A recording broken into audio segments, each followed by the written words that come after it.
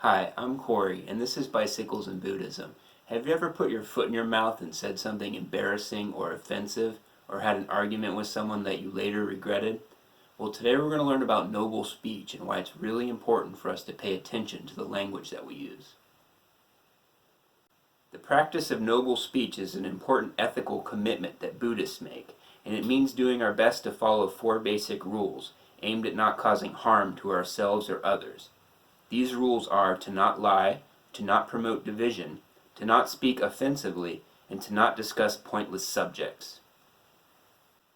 We're going to go over each of these rules and learn how following them can help us to be better people who live happier lives. The first rule of noble speech is to abstain from false speech, or lying, which is knowingly deceiving someone, or leading them to believe something other than the truth. We suffer in many ways when we lie. One obvious way is that we damage our personal relationships, and people learn that they can't trust us. And I know in my past, I have hurt a lot of my partners by not being honest about my true feelings and intentions. We suffer when we lie to ourselves also. We may have an inflated sense of ego, for example, and so develop unrealistic expectations, which can lead us to disappointment. Or we may habitually downplay our strengths and abilities and tell ourselves that we aren't good enough, and so we never try new things or push ourselves to do more. We may not be honest about an addiction issue, telling ourselves that it's not a big deal, or that we are unable to do anything about it, that we are unable to change.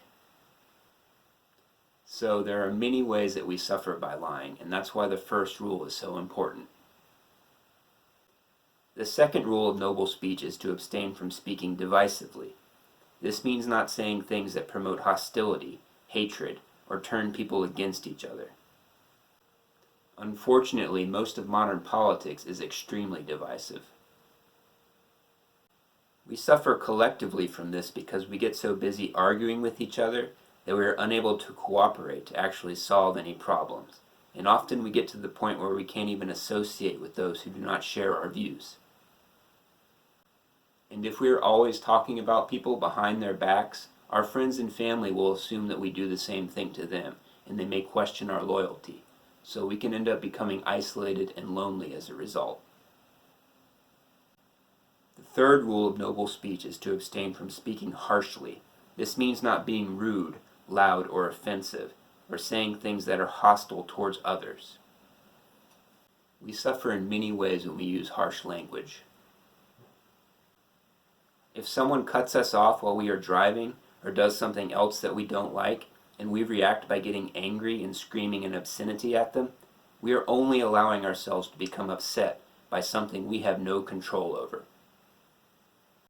There will always be bad drivers and other unwanted things in life. The only thing we can change is how we react. If we are someone who is loud and obnoxious, who is always yelling or complaining about something, others will find that unpleasant and try to avoid our company.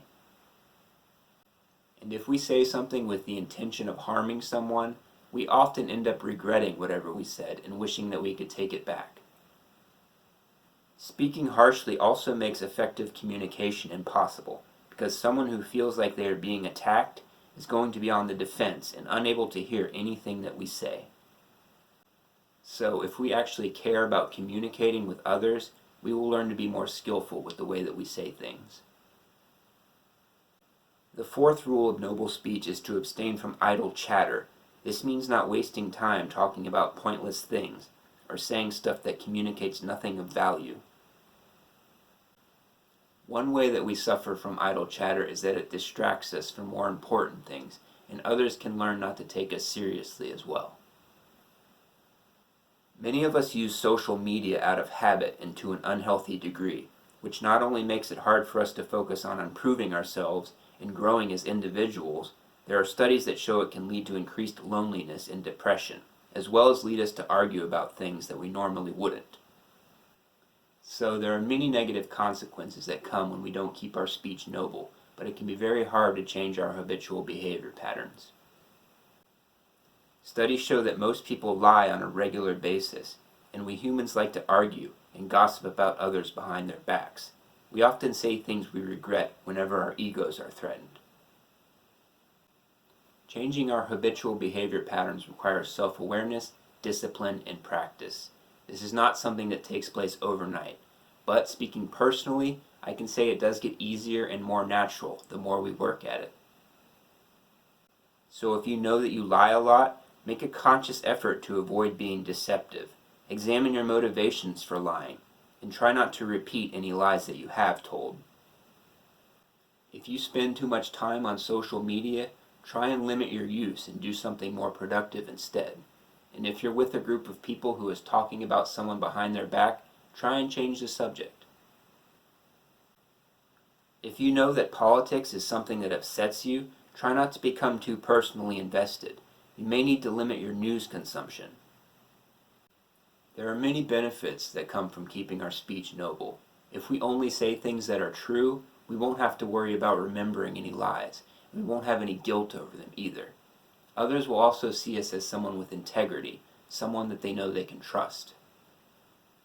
Our personal relationships will be stronger because they will rest on a solid foundation of truth, and everyone will be on the same page, knowing how the other person really feels. And if we say things that are interesting, useful, and serve a purpose, we will be seen as an authentic individual, someone who is able to think for themselves. And if we speak only kind words with the intention of helping, we will be promoting harmony in ourselves and others, which we'll find naturally eliminates a lot of the conflict in our lives. But perhaps the greatest benefit that comes from practicing noble speech is that it strengthens mindfulness, and mindfulness gives us real control over how we live our lives. Instead of blindly reacting to a situation and saying or doing something we may later regret, we can create a little space to more consciously choose how we are going to respond. Thanks for watching. If you enjoyed this video, please like, share, and subscribe. I'll see you next time.